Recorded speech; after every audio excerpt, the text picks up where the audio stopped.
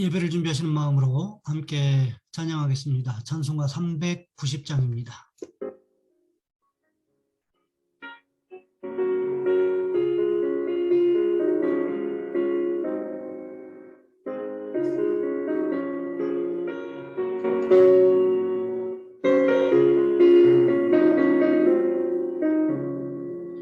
예수가 거느리시니 즐겁고 평안하구나.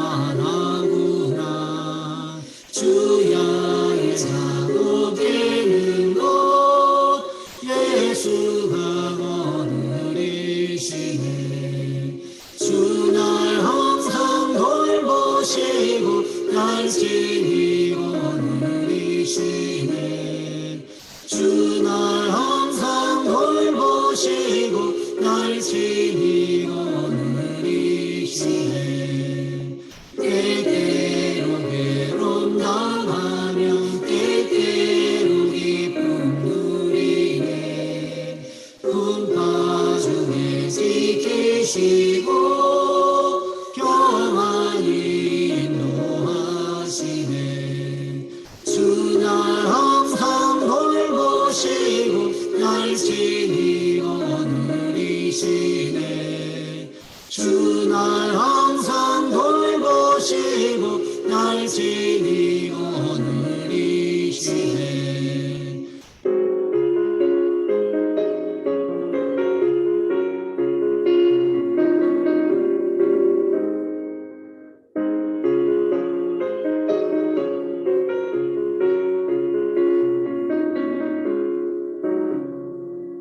내 주의 손을 붙잡고 천국에 올라가겠네.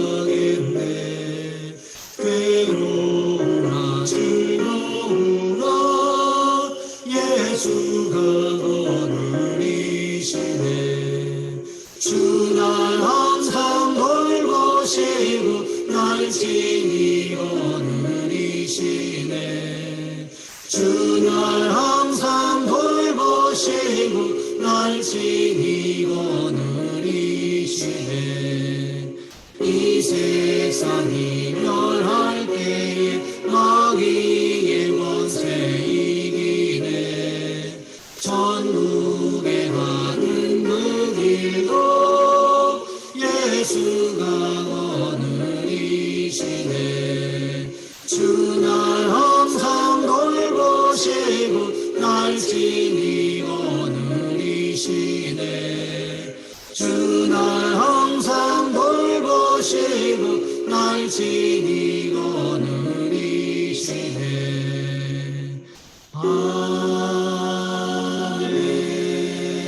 아멘. 사도신경하심으로 우리의 신앙을 하나님 앞에 고백합니다. 나는 전능하신 아버지 하나님, 전지의 창조주를 믿습니다. 나는 그의 유일하신 아들 우리 주 예수 그리스도를 믿습니다. 그는 성령으로 잉태되어 동정녀 마리아에게서 나시고 본디오 빌라도에게 고난을 받아 십자가에 못 박혀 죽으시고 장사된 지 사흘 만에 죽은 자 가운데서 다시 살아나셨으며 하늘에 오르시어 전능하신 아버지 하나님 우편에 앉아 계시다가 거기로부터 살아있는 자와 죽은 자를 심판하러 오십니다. 나는 성령을 믿으며 거룩한 공교회와 성도의 교제와 죄를 용서받는 것과 몸의 부활과 영생을 믿습니다. 아멘. 오늘 말씀 요한일서 1장에서 보겠습니다. 요한일서 1장 1절로 4절까지 말씀입니다. 제가 가진 성경은 신약성경 388쪽에 있습니다. 제가 봉독해 드립니다. 태초부터 있는 생명의 말씀에 관하여는 우리가 들은 바요 눈으로 본 바요 자세히 보고 우리의 손으로 만진 바라. 이 생명이 나타내신 바 된지라. 이 영원한 생명을 우리가 보았고 증언하여 너희에게 전하노니 이는 아버지와 함께 계시다가 우리에게 나타내신 바 된 이시니라. 우리가 보고 들은 바를 너희에게 전함은 너희로 우리와 사귐이 있게 하려 함이니 우리의 사귐은 아버지와 그의 아들 예수 그리스도와 더불어 누림이라. 우리가 이것을 쓰면 우리의 기쁨이 충만하게 하려 함이라. 아멘. 오늘 본문의 말씀을 가지고 기쁨을 회복하라 라는 제목으로 함께 말씀을 살펴보겠습니다. 세계적인 중보 기도 사역자들인 독일의 마리아 자매회가 독일 다름슈트에 있습니다. 그 공동체에서는 매일 빛 가운데 교제 시간을 가지고 있습니다. 빛 가운데 교제란 하루를 지내면서 서로에게 본인이 미처 깨닫지 못한 그의 모습을 말해줌으로써 자신의 모습을 깨닫게 하는 시간입니다. 아름답고 복된 모습도 그리고 추하고 악한 모습도 다 말해주는 것입니다. 서로에게 빛이 되어주는 것입니다. 왜 이렇게 합니까? 혹시 하루를 사는 중에 자기도 모르게 어떤 잘못을 한 것이 있다면 하나님 앞에 회개하도록 도와주는 것입니다. 이렇게 살게 된 이유가 있었습니다. 1943년 독일이 대대적인 폭격을 받는 중에 다름슈타트에서 그들의 공동체를 건설했습니다. 밤마다 무서운 폭격이 있었습니다. 그들은 모여서 자신들 안에 죄가 있음을 느꼈습니다. 그들은 회개 기도를 드렸습니다. 빛 가운데 걷는 운동을 시작했습니다. 모이면 서로 자백하고 또 자백했습니다. 오직 주님의 긍휼만 의지했습니다. 그러한 그들에게 놀라운 평안과 확신이 임했습니다. 공동체의 각 건물들의 건축이 진행되었습니다. 폭격 중에 교회 공동체가 세워진 것입니다. 마리아 자매회 안에 충만한 기쁨을 발견했습니다. 참 회개가 있었기 때문이었습니다. 회개를 강조하니까 늘 울기만 하고 침울하고 어두울 줄 알았는데 아니었습니다. 빛 가운데 교제는 기쁨이었습니다. 오늘 요한서신이 바로 그러하다는 것입니다. 사도 요한이 요한서신을 에베소에서 쓰게 되는데 요한복음을 쓴 이후에 요한을 중심으로 한 공동체가 새로운 위기를 맞이하게 됩니다. 그것이 AD 90년에서 100년의 이 10년 동안 이단 사상, 특히 영지주의 이단 사상으로 말미암아 교회 공동체의 내부에 분열이 일어나게 된 것입니다. 분열에 가담했던 사람들이 결국 경쟁적인 공동체를 세우기 위해서 요한 공동체에서 이탈했다는 것입니다. 그래서 요한서신은 공동체의 분열의 위기를 맞아 믿는 자들의 신앙을 강화하는 한편 이단 사상에 대하여 복음의 내용으로 공격하고 반론을 펴기 위해서 기록된 책이라는 거지요. 그런데 이 책에서 요한이 말하고 있는 것은 복음에 대해서, 사랑에 대해서, 기쁨에 대해서 말하고 있습니다. 오늘은 특별히 요한이 요한서신을 쓰면서 기쁨에 대하여 언급하고 있는데 어떻게 하라는 것인가를 살펴보려고 합니다. 이렇게 교회 공동체가 분열되고 이단 사상으로부터 공격받는 상황에서 요한은 무엇을 말하고 있습니까? 기쁨을 회복해야 된다고 말하고 있습니다. 그렇다면 어떻게 해야 기쁨을 회복할 수 있는 것일까요? 첫 번째로 기쁨을 회복하려면 기쁨의 근원이신 예수 그리스도를 알아야 한다는 것입니다. 요한이 요한서신을 쓰던 당시에 자신이 세운 교회 공동체가 사분오열되고 영지주의 이단 사상, 그러니까 영은 선하고 육신은 악하다라고 주장했던 이단 사상에 의해서 교회가 공격받는 상황에 이르고 있었다는 것입니다. 관모섬 유배에서 풀려나서 노구를 이끌고 에베소에 도착했을 때 이런 일이 일어나고 있었습니다. 100세 가까운 노인 요한이 이 모습을 보면서 얼마나 안타까웠겠습니까? 우리 앞에 만일 이런 상황이 펼쳐지고 있다면 무엇을 가장 먼저 이야기해야 옳다고 생각되십니까? 이것은 너무나 자명한 일입니다.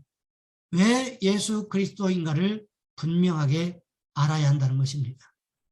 그러기에 오늘 본문 1절과 2절 말씀에서 요한은 이렇게 기록하고 있습니다.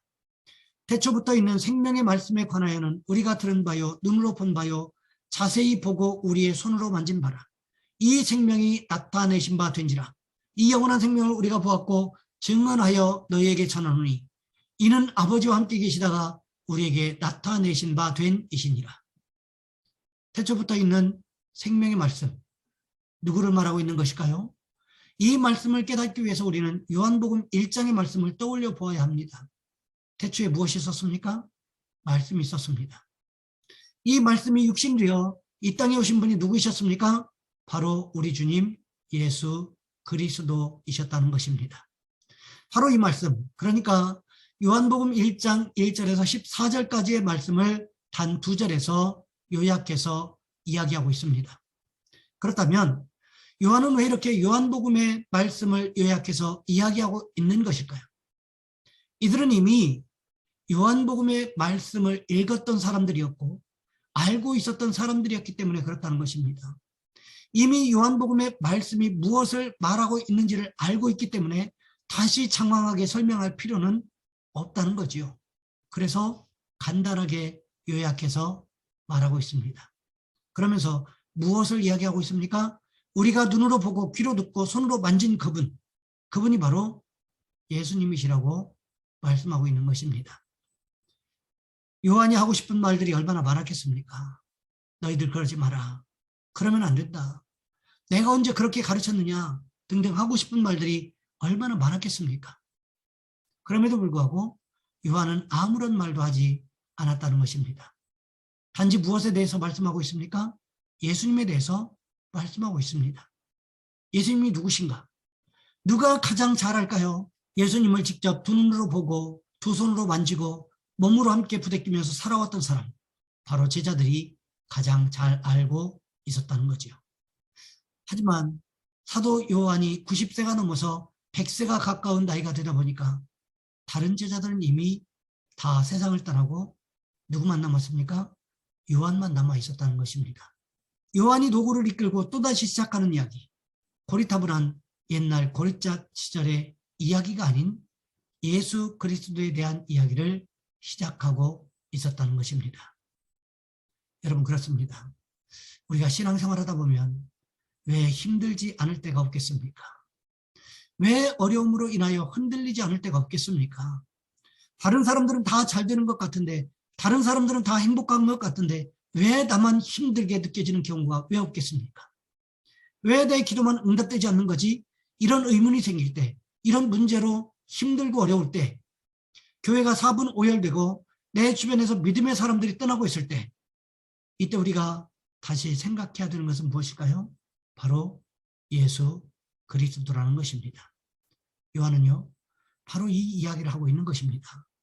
기쁨에 대해서, 사랑에 대해서 요한 서신을 기록하면서 기쁨을 회복하려면 어떻게 한다고 말하고 있습니까? 예수 그리스도에 대하여 알되 잘 알아야 한다고 말하고 있는 것입니다. 바라기는 우리도 예수 그리스도에 대하여 알되 잘 알아가심으로 인하여 주님께서 주시는 참 기쁨을 회복하는 축복이 있으시기를 주님의 이름으로 부탁을 드립니다. 두 번째로, 기쁨을 회복하려면 예수 그리스도와 사귐이 있어야 한다는 것입니다. 요한은요, 다시 출발점을 예수 그리스도를 알아가는 것으로 시작하라고 요한 공동체에 권면하고 있습니다. 그러면서 무엇을 이야기하고 있습니까? 오늘 본문 3절 말씀해 보시면 이렇게 기록하고 있습니다. 우리가 보고 들은 바를 너희에게 전함은 너희로 우리와 사귐이 있게 하려 함이니 우리의 사귐은 아버지와 그의 아들 예수 그리스도와 더불어 누림이라. 본문 3절 말씀을 가만히 살펴보시기 바랍니다.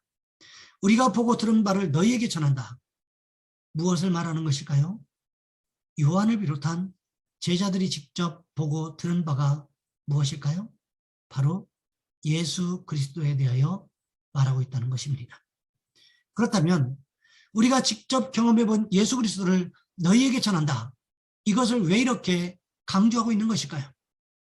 이것은요, 요한의 공동체 안에 예수 그리스도가 아닌 다른 것을 전하는 사람들이 있었다는 것입니다. 그것이 바로 영지주의였습니다. 영지주의를 그노시스라고 이야기하는데, 이들은 구원받기 위해서는 특별한 지식이 있어야 된다라고 지식을 강조했습니다. 그래서 신적인 지식이 자신들 안에 들어와야만 구원받는 것인데, 바로 영지주의자들에게만 이런 신적인 지식이 들어와서 구원받게 되었다. 그러면서 하나님도 부인하고 예수 그리스도도 부인했던 초대교회의 대표적인 이단 사상들이었습니다. 이것은요, 지금도 그렇지 않습니까? 이단들이 주장하는 내용이 무엇입니까? 우리들에게만 구원이 있다라는 거예요. 자기들에게만 구원이 있다라고 이야기합니다. 자신들에게만 영적인 지식이 있어서 구원받는다라는 말도 안 되는 이야기들 하는데 이상하게도 미혹의 영에 빠져서 이단에 넘어가는 사람들이 의외로 많이 있다는 것입니다. 바로 그것을 이야기하고 있는 거죠. 지금도 이런 말도 안 되는 이단들에 빠지는 사람들이 얼마나 많이 있습니까? 자신이 재림 예수라고 하고 또 자신만이 성경을 해석할 수 있는 권위를 부여받았다고 하면서 초등학교도 제대로 졸업하지 못한 학력으로 엉뚱한 소리를 내뱉어도 그 말도 안 되는 소리에 아멘으로 응답하고 있는 안타까운 사람들이 얼마나 많이 있습니까? 이런 현상들이 사도 요한이 살던 시대에도 여전히 동일하게 일어나고 있었다는 것입니다. 그러니 사도 요한의 입장에서 이것이 얼마나 한심스럽고 안타까운 일이었겠습니까? 왜 이런 일이 일어났을까요? 자신이 직접 예수님이 누구신지 알아보려고 노력하지 않기 때문이라는 것입니다. 자신이 기도도 하지 않고요. 누군가가 기도해 주기를 바라기 때문에 일어났던 일들이었다는 거지요. 예수님에 대해서 알려고 하지도 않고 성령님과 동행하려고 하지도 않고 거기에다가 말씀도 모르고 기도도 하지 않으니 어떻게 예수님과의 사귐이 있을 수가 있었겠습니까? 예수님의 제자들도 생각해 보시기 바랍니다. 그들이요, 십자가에서 예수님이 죽으시고 부활하셨음에도 불구하고 성령 받기 전까지 그들이 전심으로 열흘 동안 마가의 다락방에 모여서 기도하기 전까지 예수님과 온전한 사귐이 있었다라고 말할 수 있었습니까? 그렇지 않다는 거지요. 우리가 예수 믿는다고 고백하는 것 물론 중요합니다. 고백이 곧 믿음이지요. 하지만 고백보다도 더 중요한 것이 있는데 그것이 바로 예수님과의 사귐이라는 것입니다. 여러분 생각해 보시기 바랍니다. 우리 주변에 어떤 청년이 연애를 한다. 그러면 표시가 납니까? 안 납니까? 당연히 나죠. 어떻게 납니까? 평상시에는 아무렇게나 옷을 입던 사람이 어느 날 갑자기 옷을 챙겨 입기 시작한다. 평소에 머리도 제대로 감지 않던 사람이 날마다 머리를 감는다. 이런 변화가 분명하게 생기기 시작한다는 것입니다. 예수님과 사귐이 있는 사람에게도 이런 변화가 나타난다는 거지요. 예수님과 사귐이 있는 사람은 우선 성경에 대해서 관심을 가지게 됩니다. 신앙생활하면서도 성경을 한 번도 읽지 않는 사람들이 의외로 많이 있습니다. 그러니까 예수님과 사귐이 없을 수밖에 없습니다. 그뿐입니까? 예수님과 사귐이 있는 사람은 기도하는 시간이 즐겁습니다. 기도하는 시간이 기다려집니다. 왜요? 기도를 통하여 누리는 것이 훨씬 더 많아지기 때문에 그렇습니다. 그러니 우리는 어떻게 신앙생활을 해야 하는 것일까요? 신앙생활을 기쁘게 하고 신앙생활의 기쁨을 회복하려면 예수님과의 사귐이 있어야 한다는 것입니다. 바라기는 우리 모두가 날마다 예수님과의 사귐이 풍성해짐으로 말미암아 주님 주시는 기쁨을 회복하시는 축복이 있으시기를 주님의 이름으로 부탁을 드립니다. 마지막으로 기쁨을 회복하려면 예수 그리스도를 누려야 한다는 것입니다.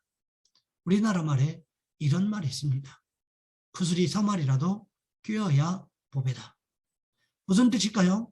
아무리 좋은 것을 가지고 있다고 하더라도 쓸모있게 만들어야 제 값어치를 한다는 것입니다. 당연한 것 아니겠습니까? 아무리 좋은 다이아몬드 원석이 있으면 뭐 하겠습니까? 그것을 다이아몬드로 다듬어야 되겠지요. 이런 이야기가 있습니다.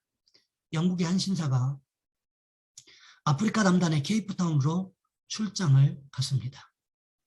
생필품을 사기 위해서 근처의 한 가게에 들렀습니다. 그런데 그 가게 선반 위에 매우 반짝거리는 돌 하나가 있었습니다.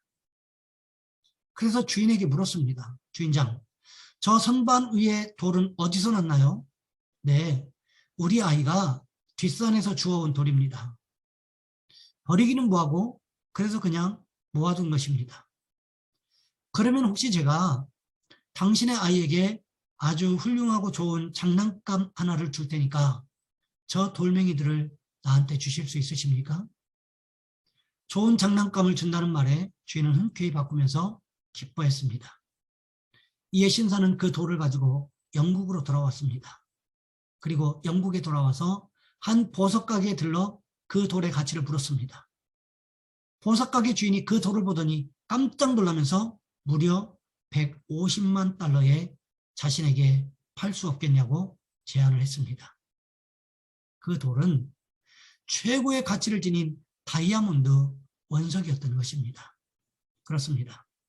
무엇이 가장 선하고 좋은 것인지를 제대로 분별하지 못한 채 살아간다면 우리는 우리 인생에 가장 가치 있는 것을 버리고 매우 값싼 것만 얻으면서도 기뻐할 것입니다.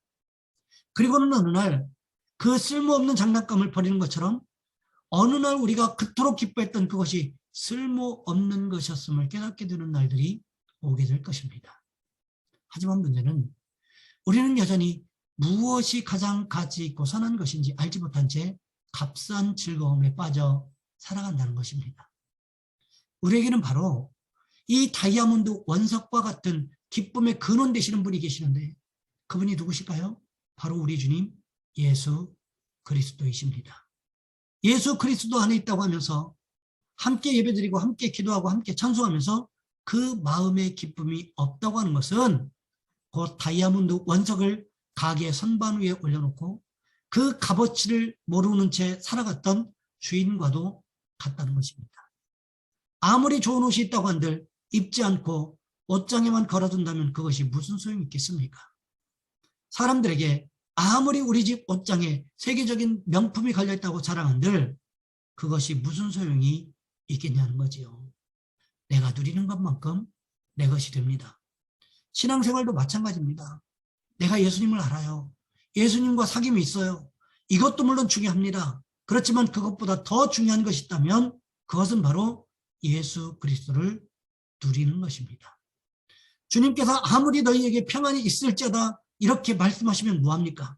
제자들은 예수님이 부활하셨음에도 불구하고 자신들의 눈앞에 나타나셨음에도 불구하고 여전히 불안에 떨고 도망 다니고 있지 않았습니까?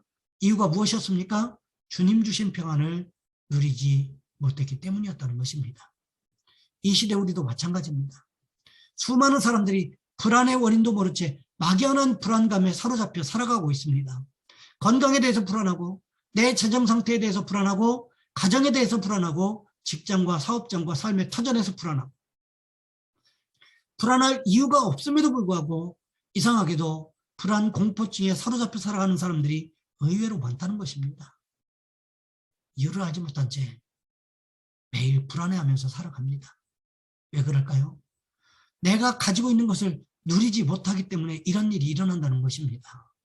우리는 신앙생활에서 무엇을 누려야 합니까? 예수 그리스도를 누려야 합니다.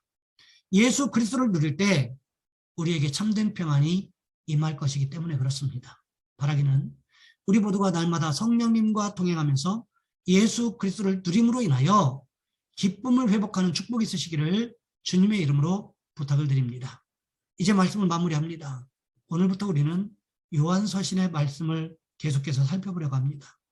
사도 요한이 에베소에서 요한 공동체에 쓴 편지를 통해서 무엇을 말하고 있습니까?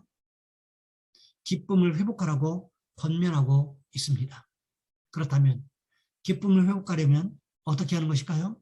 첫 번째로 기쁨의 근원 되시는 예수 그리스도를 알아야 하고, 두 번째로 예수 그리스도와 사귐이 있어야 하고, 마지막으로 예수 그리스도를 누려야 한다는 것입니다.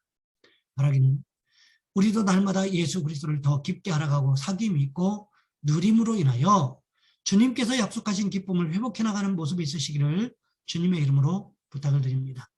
이 시간 우리 한 목소리 함께 기도하겠습니다. 하나님, 우리가 날마다 말씀과 기도를 통하여 예수 그리스도를 알아가게 하시고 예수님과 사귐이 깊어지게 하시고 예수 그리스도를 누림으로 말미암아 우리의 삶이 평안하게 하옵소서.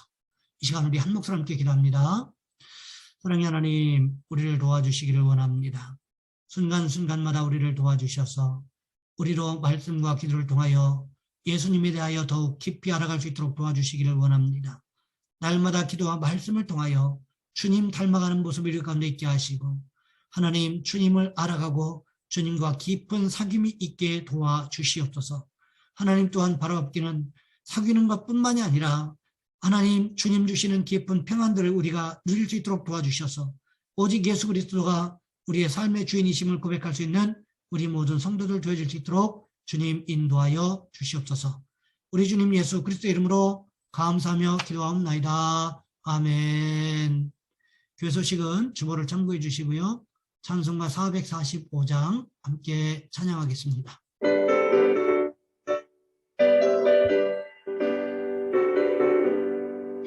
대산을 넘어 한국에 가도 빛 가운데로 걸어가면 주께서 항상 지키시기로 약속한 말씀 변치 않네. 하늘의 영광 하늘의 영광 나의 맘속에 자고도 넘쳐 할렐루야를 힘차게 불러 영원히 주를 찬양하리. 광명한 밤에 다닐지라도 주께서 나의 길 되시고 나에게 밝은 빛이 되시니 길 잃어버릴 염려 없네. 하늘의 영광 하늘의 영광 나의 맘속에 자고도 넘쳐 할렐루야를 힘차게 불러 영원히 주를 찬양하리.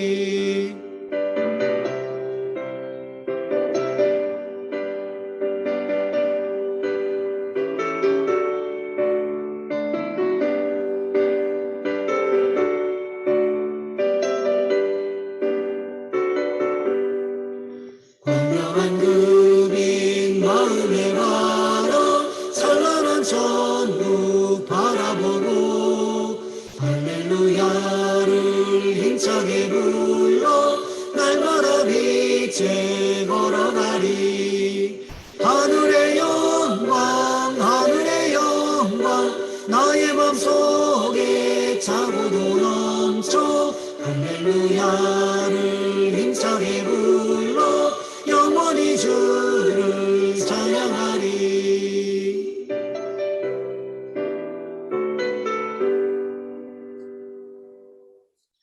축도하심으로 예배 마치겠습니다.